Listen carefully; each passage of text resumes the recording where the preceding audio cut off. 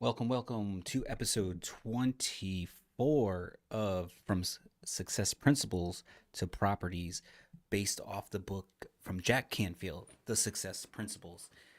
This book has changed my life, changed the way I think, changed the way I believe, um, changed the way how I operate and look at things, and I leverage it to become an entrepreneur and, help me become full-time real estate investor, owner of the Arizona Real Estate Investors Association, executive director, the largest association in the country for real estate investors. So I owe a lot to this book. So I highly recommend reading the book Success Principles by Jack Canfield. You can get it on Amazon. You can get it online for free, maybe. Just do your thing. Go find it, read it. Otherwise, in these episodes, there's 64 principles that Jack has in the book. I just want to give you my perspective as to how it helped me succeed in business as well as real estate, share some stories.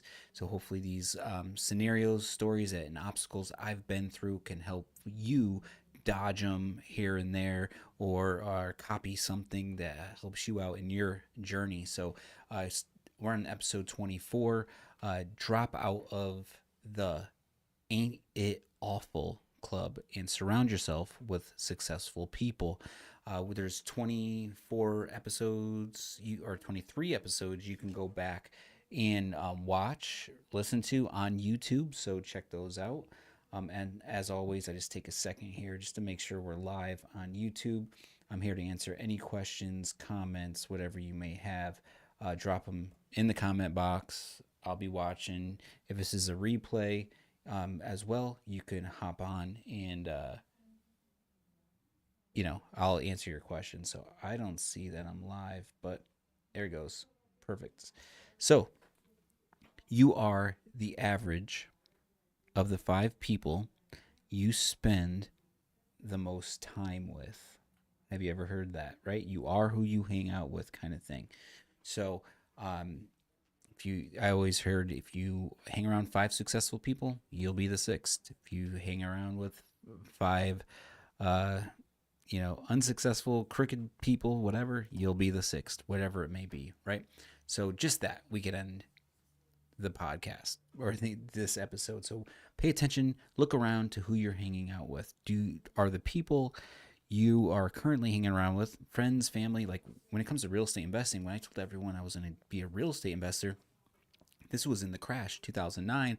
I'm like, hey, I'm working full time, working 50 hours a week, and on my spare time I'm trying to carve out time to learn the business and participate in the business, and I'm going to change my life and do real estate. Everybody laughed. Everybody, no, that's not real. Whatever. Good luck. You're going to actually do it in this time, the worst market in the history of real estate, right? So, but these are people you love and care about, so you can still hang out with them. Just did they didn't own houses. When I'm hanging out, going to the AZREIA at the time and going to real estate investing networking events and seeing people actually do the business and making money. And then you have this other side of people saying it's friends and family, it's not real, but these guys are doing well and it's legal and it's legit. What do you do, right? Well, I went the other way, right? So part of this gig here is I'm going to read verbatim some of the paragraphs. He gives a lot of great stories to drive home the answer and the thought here. So I'll skim through those, read some to see where it goes. So where is he at here? So when Tim Ferriss, 4 Hour Work Week author, right? An unidentified caller left. 12 years old, when he was 12, when Tim was 12, an unidentified caller left the above Jim Rome quote on his answering machine. Okay, you are the average of 5 people you spend the most time with, and it changed his life forever. For days, he couldn't get the idea out of his mind. At 12 years old, Tim recognized that the kids he was hanging out with were not the ones he wanted influencing his future. So he went to his mom and dad and asked them to send him to private school. Great. Okay, so not all of us are there. 12 years old, I don't think I was thinking about private or wanting to go to private school. I was just trying to have fun. But so let's just see where it goes. So which led to him going from private school to learn abroad in Japan, learn studying judo, meditation, ended up going to Princeton. So that changed, you know, great for him. And like he changed the trajectory of his life by just making that one decision by listening to an answer machine quote. That's how fast and real it could happen. Um, so why else are parents always telling their kids they don't want them hanging out with those kids? It's because those kids or adults become like the people they hang out with. That is why it's important to spend time with people you want to become like, right? So what's that involved? That could be listening, being a part of Facebook groups, online communities. If you if you can't leave the house, or maybe you're in an area where there's not a lot of networking, getting out of your house, going to the in-person networking events, right? Every business you're in, especially real estate, there's something for, and some, there's something for everybody out there. Um, what can you do there? He's like, hey, you can volunteer, you can just participate, you can, there's Rotaries, there's, what else is there? Yeah, there's just like so many places you can go and meet the right people. It kind of went off base on that one. You can become like the people you spend the most time with. Pay any price to stay in the presence of extraordinary people. Another good quote. So, you know, coaching and mentoring, right? How can you get, not only hang out with the people doing what you're doing, so you can learn from them and build relationships and share resources. Well, how could, there's always that extra level, right? There's that person. Sometimes you might have to pay for coaching or mentorship. Someone that's already been where, look for people that are where you want to be in life and have a good reputation, right? Pay them or bring value to them. I know it's kind of cliche. People say, bring value, bring value. What's value, right? One, in real estate, bring deals to the table, bring potential opportunities, right? Help raise money, whatever it is, help get deals done. However, what else is value? Every person has problems. It's real estate investors, people that have success, they have businesses, they have problems. Do you have any type of education, skill set that, hey, maybe you're good on? There's a gentleman in our Tucson chapter. Every month he goes to the I have session. He goes, hey, I'm a real estate investor. He has some rental properties, and he's like, hey, I'm in IT. If you need anything, let me know, right? So his skill set in his full-time job is IT situation. So he's providing that, he's offering that to other real estate investors, where maybe he could barter or trade, be a part of an opportunity, a real estate deal, right? So what skill sets can you bring to the table, that to people that may need your help? All right. So in exchange, you can get the knowledge and resources you need to go to the next level. But me, it was probably the first way I got a mentor coach was by bringing deals to the table. It became a partnership. So I was marketing and bringing homeowners that want to sell their house to this person. They had the knowledge to convert those leads into deals. So that was the first way I did it. Then once I left that situation, I kind of got things going on my own. I went to John Assaraf, which was the movie The Secret, right? He had a 3-day weekend. I paid $8,000 to go to that, right? And it was about running a business.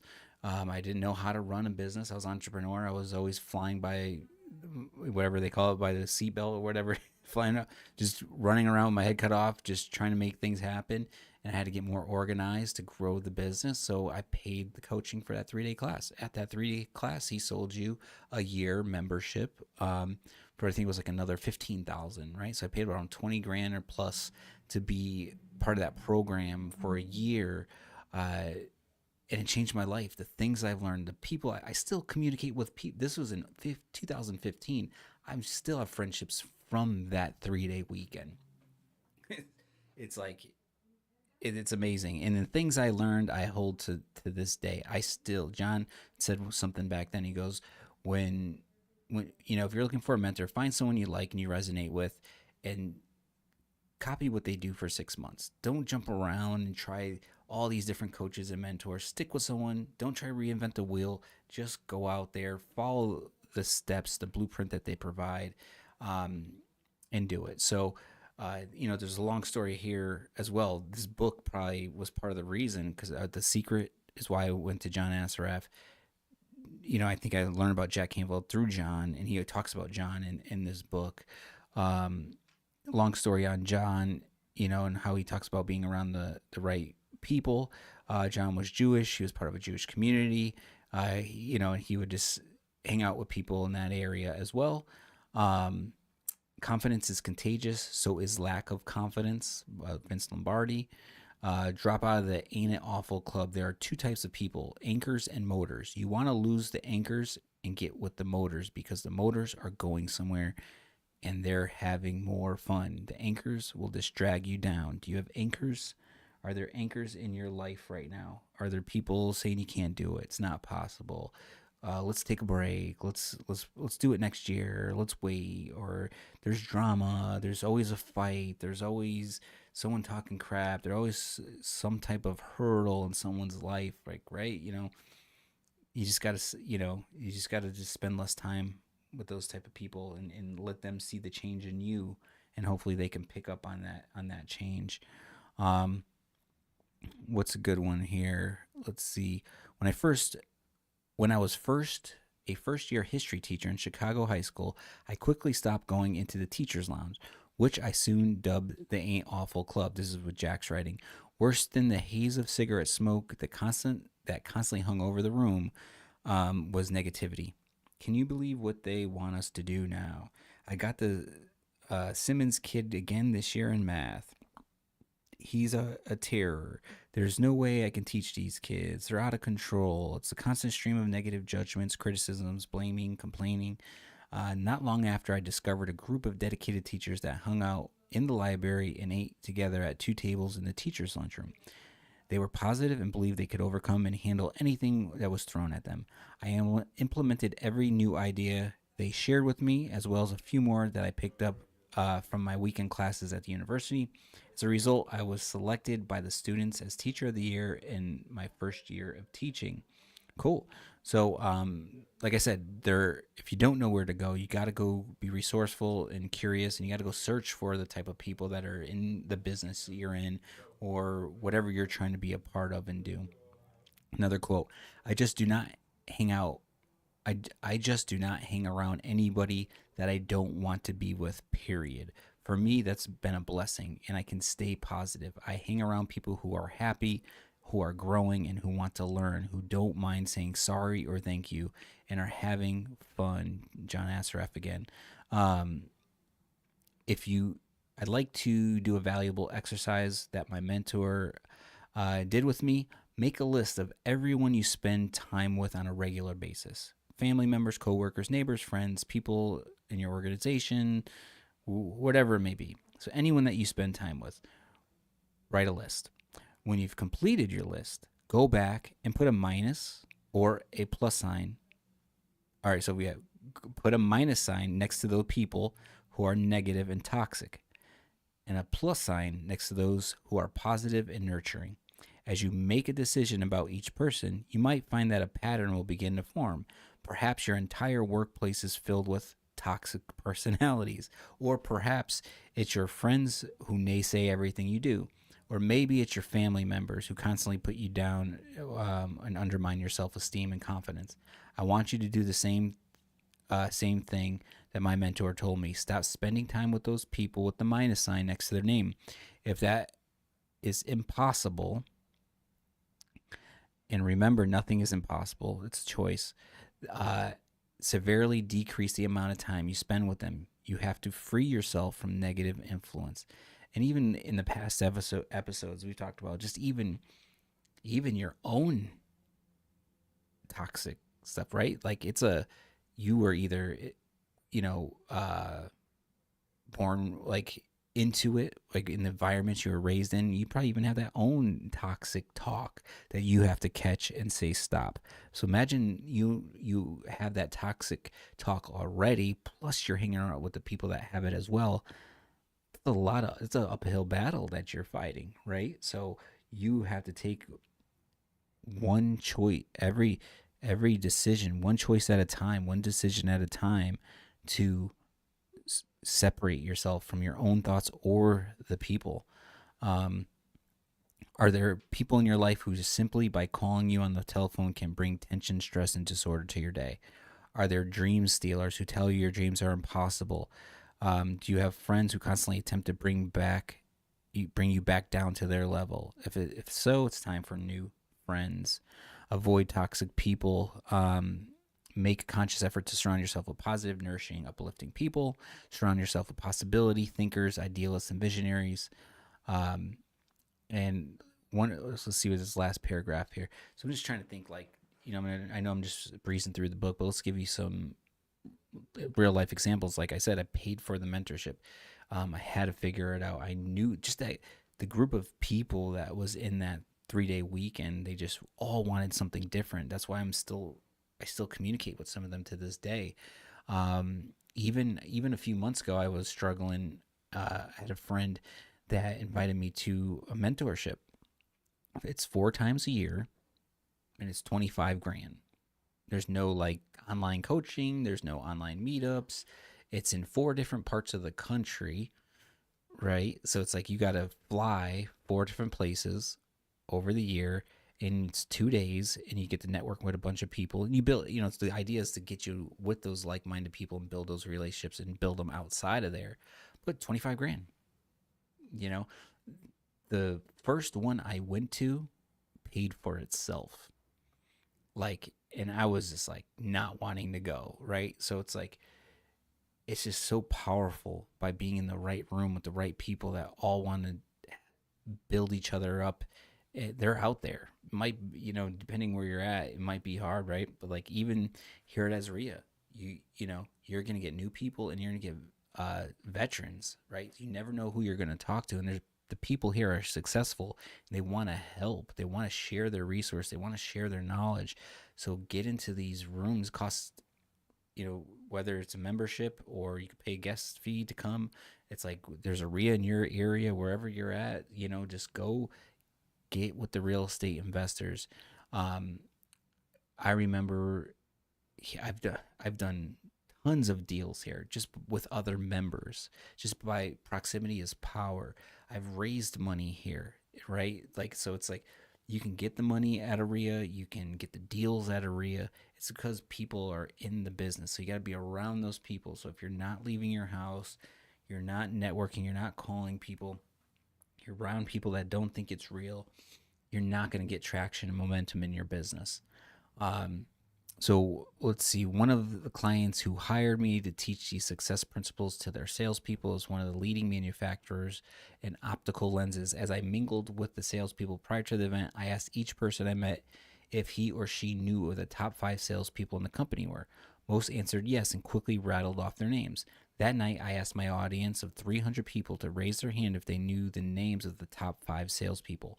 Almost everyone raised their hand. I then asked uh, them to raise their hands again if they had ever gone up to any of the 5 people and asked them to share the secrets of success. Not one hand went up. Think about it. Everyone knew who the most effective people in the company were, but because they of an unfounded fear of rejection, nobody had ever asked the sales leaders to share their secrets with them. If you're going to be successful, you have to start hanging out with successful people. You need to ask them to share their success strategies with you.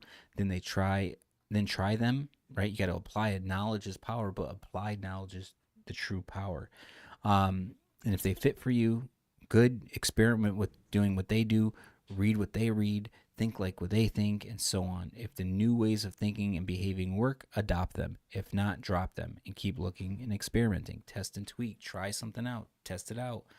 Make it a little, one thing, especially when I help new people at real estate, it's like, they get in this mode of like trying to make it better, right? Because they have some type of skill set where they'll be like, oh, I can make this script better. I could do the marketing better. I could call better. I could raise money better if I just do this, this, and this. And they've never been in the business. They might be right. They might be onto something, but these people in the business already have the blueprint. It's at least in the beginning, like I said, the 6 months, just get around the right people, ask them how they did it, copy what they did, get some traction, momentum, make some money, reinvest in yourself. Then you could start tweaking and making these different, changes within, your model or your business. So, um, you know, I I wouldn't be in this business today if I didn't have that one. Well, one, my wife was supportive, so which led me to be confident in going out and finding the information and taking action. Two, the person I met, my first business partner, who took me under his wing and showed me the ropes. I just copied and listened to everything he said, got me into the business, doing 60 deals in my first 2 years in the business. So basically, I learned from them as well as learned new stuff from being actually implementing the business and having real experience that you don't get in podcasts or books or whatever it is. So then, after that 2 years broke, that partnership was dissolved. Then you're on your own, and then you're doing the same thing over and over again. It's like, you need to be better, you need to grow. So then I went and got John Assaraf, and I went to that 3-day training, met people there, connected with the people there, as well as did the program and hung out with the people in the program for a year. So then my business grew and I made more money. And then I went into wanting to raise money and buy multifamily property. So I joined and paid another $20,000 to another multifamily and person that taught me how to analyze multifamily deals and raise money, right? And the lessons I learned there, I still use to this day from both of those mentors. And I teach here at AZREIA the principles and from this book and the mentors I paid for. I still share those today and teach what they taught me because it worked, right? The looking at the $20,000 bill, you're like, oh no, no, no way, I'll figure it out myself, right? And then, but once you do it and you go forward and you actually participate and do it, you look back like, wow, that was cheap. It really wasn't. Like, you get what I'm saying? Like, after time and seeing where it led me in life and how I still use these skill sets, I use these skill sets I learned from these programs in every single one of my deals to make them more profitable, better, save them from going bad, right? So it's just from the knowledge of the people I surrounded myself with or paid for. So um, stretch yourself, right? I know it's tough at first, right? We get stuck. I was just on a podcast where it's like, hey, if you want it done right, you got to do it yourself. We all have that level of mindset sometimes when we're getting started. So um, you got to delegate, or you got to stretch yourself, get in the right circles, pay for it, or just be a part of it, or just expand yourself, hire people to do the smaller items, delegate, and give yourself the time to get this new information. Sacrifice, do whatever you got to do. So that's what I got today. Um, any questions, feel free to drop them in. Once again, Mike DelPrete, Executive Director of the Arizona Real Estate Investors Association. Check out our calendar, azrea.org/calendar if you're in Phoenix. So we have some streaming going on as well. We have about 15 events a month. Fix and flip, landlording, wholesaling, beginners group, cash flow, women's group, you name it. We have something for you. So we're your go-to source if you're looking to invest in Arizona or if you are in Arizona. We have your market information, government affairs, education, networking opportunities all here. So appreciate your time. I will be back for episode 25. Remember, there's 64 of these. And next one is acknowledge your positive past is where we'll pick up tomorrow. So once again, description, read it. There's a bunch of free ebooks for you to download as well. So